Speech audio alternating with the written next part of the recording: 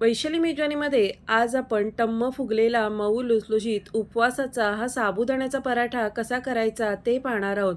तर अतिशय सुंदर आणि खमंग असा हा पराठा बनवून तयार होतो. सोबतच आपण एक चटपटीत बटाट्याची भाजी देखील झटपट कशी तयार करायची ते देखील पाहणार आहोत. तर इथे मी तुम्हाला सांगते, अतिशय सुंदर चवीचा हा पदार्थ तयार होतो. यामध्ये तुम्ही इथे बघू शकता, अगदी सुटसुटीत ती बटाट्याची भाजी देखील तयार झालेली आहे आणि याची चव देखील अतिशय छान तयार होते. आता हे साबुदाण्याचे पराठे करत असताना आणि भाजी करत असताना यामध्ये आपण एक सिक्रेट जिन्नस वापरलेला आहे, ज्यामुळे हे अतिशय रुचकर बनून तयार होतात. उपवासासाठी नेहमीच आपण साबुदाण्याची खिचडी, साबुदाण्याचे वडे, सोबतच बटाट्याची भाजी किंवा साबुदाण्याची खीर असे वेगवेगळे पदार्थ करत असतो. तर यावेळेला जर तुम्हाला अजिबात तेलकट खायचं नसेल तर तुम्ही या पद्धतीने हे उपवासासाठी खमंग, रुचकर असे साबुदाण्याचे पराठे करू शकता आणि सोबतच ही चटपटीत अशी बटाट्याची भाजी देखील करू शकता. तर हा एक पोटभरीचा पदार्थ असू शकतो. तर अगदी असाच पराठा तयार करण्यासाठी कोणतीही स्टेप मिस न करता रेसिपी शेवटपर्यंत पहा, जेणेकरून तुम्हाला यामध्ये सांगितलेल्या छोट्या-मोठ्या टिप्स देखील लक्षात येतील आणि तुमचे पराठे देखील अतिशय मऊ लुसलुशीत असे तयार होतील. त्यासोबतच जर तुम्हाला माझ्या रेसिपी आवडत असतील तर या व्हिडिओला एक लाईक नक्की करा. तुमचे मित्रपरिवार आणि नातेवाईकांमध्ये देखील नक्की शेअर करा आणि अशाच नवीन-नवीन रेसिपींच्या नोटिफिकेशनसाठी बेल आयकॉनवर क्लिक करून वैशाली मेजवानीला सबस्क्राईब करा. आता आपण सुरुवातीला झटपट बटाट्याची भाजी तयार करून घेणार आहोत. तर इथे एक छोटा चमचा तूप मी पॅनमध्ये घालून घेतलेला आहे. तुमच्या आवडीप्रमाणे तूप किंवा तेल तुम्ही इथे वापरू शकता. तर इथे मी फक्त एक छोटा चमचा तूप घालून घेतलेला आहे. तूप गरम झालं की यामध्येच अर्धा छोटा चमचा जिरं घालून घेतलेलं आहे. जिरं छान तडतडलं की यामध्येच आपण थोड्याशा मिरच्या घालून घ्यायच्या आहेत. आता मिरची तुम्ही तुमच्या आवडीप्रमाणे कमी जास्त घालू शकता आणि सोबतच अर्धा छोटा चमचा यामध्ये आपण किसलेलं आलं घालून घ्यायचं आहे. आता हे सगळे जिन्नस आपण छान असे परतून घेतले की इथे मी 2 मध्यम आकाराचे बटाटे उकडून त्याचे या पद्धतीने बारीक तुकडे करून घेतलेले आहेत. त्यासोबतच यावर आपण हे उपवासाचं मीठ घालून घ्यायचं आहे. तर इथे मी अर्धा छोटा चमचा मीठ घालून घेतलेला आहे. चवीसाठी इथे अर्धा छोटा चमचा साखर घालून घ्यायची, जेणेकरून ही भाजी अतिशय रुचकर तयार होते. तर इथे तुम्हाला जर साखर घालायची नसेल तर ही साखर तुम्ही स्किप देखील करू शकता. आता इथे बटाटे परतून घेत असताना किंवा ही भाजी परतून घेत असताना बटाट्याचा वरचा रंग बदलेपर्यंत आपल्याला मोठ्या आचेवर हे बटाटे 1 ते 2 मिनटं छान असे परतून घ्यायचे आहेत. 2 मिनटं मोठ्या आचेवर बटाटे छान असे परतून घेतले की यामध्येच मी थोडा लिंबाचा रस घातलेला आहे. सोबतच 2 मोठे चमचे शेंगदाण्याचा कूट घालून थोडीशी कोथिंबीर घालून घ्यायची आणि परत ही भाजी आपल्याला 1 मिनिटभर परतून घ्यायची आहे.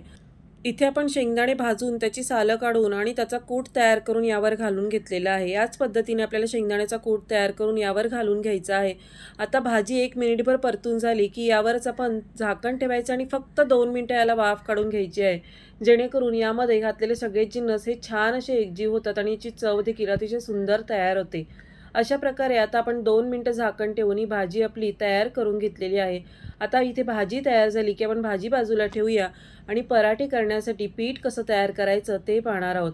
आता इथे आज आपण साबुदाण्याचे पराठे तयार करणार आहोत. तर त्यासाठी आपण साबुदाणे वगैरे धुवून घ्यायची गरज नाही. त्यासाठी इथे मी रुमाल ओला करून छान असा पिळून घेतलेला आहे. आता यावरच 1 वाटी किंवा 1 कप इतके साबुदाणे या पद्धतीने घालून या कपड्याला छान असे चोळून पुसून घ्यायचे आहेत. इथे आता अशा प्रकारे आपण साबुदाणे या रुमालावर छान असे पुसून घेतले की आपण पॅनमध्ये घालून घ्यायचे आहेत. आता इथे 2 ते 3 मिनटं आपल्याला मध्यम आचेवर हे साबुदाणे गरम करून घ्यायचे आहेत. फार आपल्याला गरम करायचे नाही, तर यामधलं मॉइश्चर आपल्याला घालवायचं आहे. त्यासाठी आपल्याला हे 2 ते 3 मिनटं मध्यम आचेवर गरम करून घ्यायचे आहेत. आता इथे 2 ते 3 मिनटं गरम करून घेतल्यानंतर तुम्ही इथे हात लावून बघू शकता, हे छान असे गरम झालेले आहेत आणि थोडेफार कडक देखील झालेले आहेत. आता हे आपल्याला पूर्णपणे थंड करून घ्यायचे आणि थंड झाले की आपण एका मिक्सरच्या भांड्यात घालून ह्याची अगदी बारीक पूड तयार करून घ्यायची आहे. इथे जर साबुदाणे तुम्ही थंड न करता मिक्सरच्या भांड्यात घालून बारीक करायला गेलात तर ते मिक्सरच्या भांड्याला चिटकण्याची शक्यता असते आणि याची बारीक पावडर देखील तयार होत नाही. इथे आता आपण हे साबुदाण्याचं पीठ छान असं बारीक तयार करून घेतलेलं आहे. त्यानंतर आपण एक वाटण तयार करणार आहोत. तर इथे 3 ते 4 मिरच्यांचे तुकडे, 1 इंच आलं आणि 1 छोटा चमचा जिरं घालून आपल्याला हे मिक्सरमधून भरडसर असं बारीक करून घ्यायचं आहे. तर अशा पद्धतीने मी हे मिक्सरमधून बारीक करून घेतलेलं आहे. त्यानंतर इथे मी 2 उकडलेले मध्यम आकाराचे बटाटे घेतलेले आहेत. आता याची सालं आपल्याला काढून घ्यायची आहेत. इथे आता बटाट्याची सालं काढून घेतल्यानंतर हे बटाटे आपल्याला किसणीच्या साहाय्याने किसून घ्यायचे आहेत. तर इथे मी अशा प्रकारे किसणी घेतलेली आहे आणि यावर हे दोन्ही बटाटे किसून घेणार आहे. आता बटाटे किसून घेतल्यानंतर यावर आपण जे वाटलेलं मिश्रण आहे किंवा जे वाटलेलं वाटण आहे ते आपण यामध्ये घालून घेणार आहोत। तर अशा प्रकारे मी या मिक्सरच्या भांड्यातलं सगळं मिश्रण या बटाट्यांवर घालून घेतलेलं आहे। सोबतच यामध्ये अर्ध्या लिंबापेक्षा थोडा कमी लिंबाचा रस पिळून घालायचा आहे। आता यावरच थोडीशी चिरलेली कोथिंबीर घालून घ्यायची आहे। आता यामध्ये चवीप्रमाणे मीठ घालून घेऊया आणि हे सगळे जिन्नस आपल्याला हाताने सुरुवातीला एकत्र करून घ्यायचे आहेत। आता हे आपण पराठे तयार करत असल्यामुळे आपल्याला इथे साबुदाण्याचा वापर करायचा आहे। तर साबुदाण्यासोबत आणखीन एक सिक्रेट जिन्नस आपण इथे घालणार आहोत। तर इथे आता हे छान असं मिश्रण तयार करून घेतलेलं आहे। हाताने सगळं हे आपण छान एकत्र करून घेतलेलं आहे, जेणेकरून हे सगळे जिन्नस छान असे एकजीव होतात। आता या पराठ्यामधील सिक्रेट जिन्नस म्हणजे इथे आपण भगर पीठ घेतलेलं आहे, म्हणजे वरी तांदळाचं पीठ घेतलेलं आहे। तर जवळजवळ 2 मोठे चमचे आपल्याला वरी तांदळाचं पीठ यामध्ये घालून घ्यायचं आहे। आता हे कशासाठी घालायचं हे मी तुम्हाला शेवटला सांगणार आहे।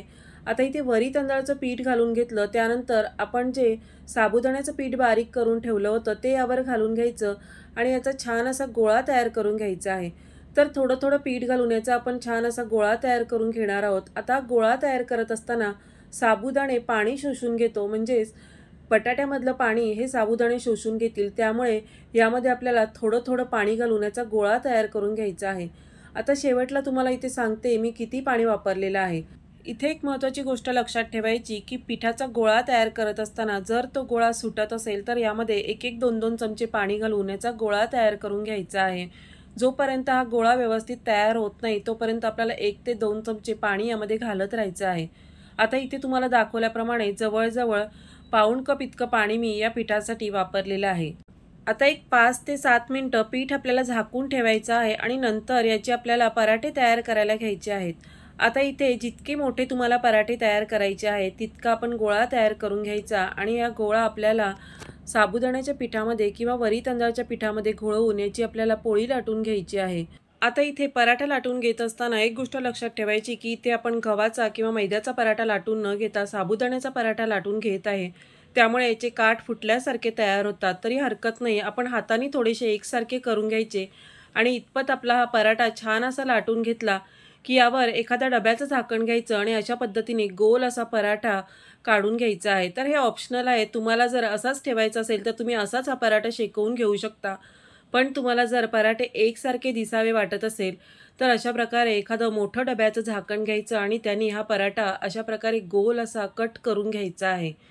आता साबुदाण्याचा पराठा असल्यामुळे आपल्याला तो शेकवून देखील एका विशिष्ट पद्धतीने घ्यायचा आहे, त्यामुळे तवा आपल्याला मध्यम ते मोठ्या आचेवर गरम करून घ्यायचा आहे। यावर हा पराठा घालायचा, खालची बाजू 1 मिनिट ते 1.5 मिनिट छान अशी खरपूस शेकवून घ्यायची आहे आणि नंतरच पलटी करून दुसऱ्या बाजूने शेकवून घ्यायचा आहे। आता इथे आपल्याला 3 ते 4 वेळा पलटी करून हा पराठा शेकवून घ्यावा लागतो आणि इथे तुम्ही बघू शकता टम्म असा फुगलेला हा साबुदाण्याचा पराठा आपला तयार होतो। यावरच तुम्ही आवडीप्रमाणे तेल किंवा तूप लावून घेऊ शकता किंवा बिना तेला तुपाचा देखील हा पराठा तुम्ही असाच खाऊ शकता।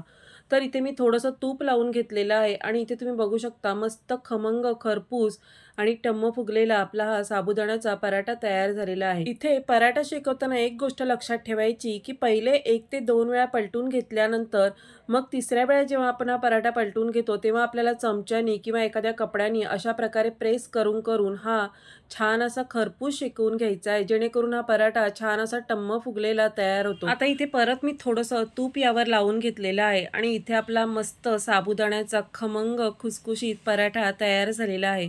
तर हा बटाट्याच्या भाजीसोबत, चटणीसोबत किंवा दह्यासोबत देखील अतिशय रुचकर लागतो। आता इथे दुसरा देखील पराठा मी तुम्हाला शेकवून दाखवत आहे। तर सगळे पराठे अतिशय खमंग, टम्म फुगलेले आणि खुसखुशीत बनवून तयार होतात।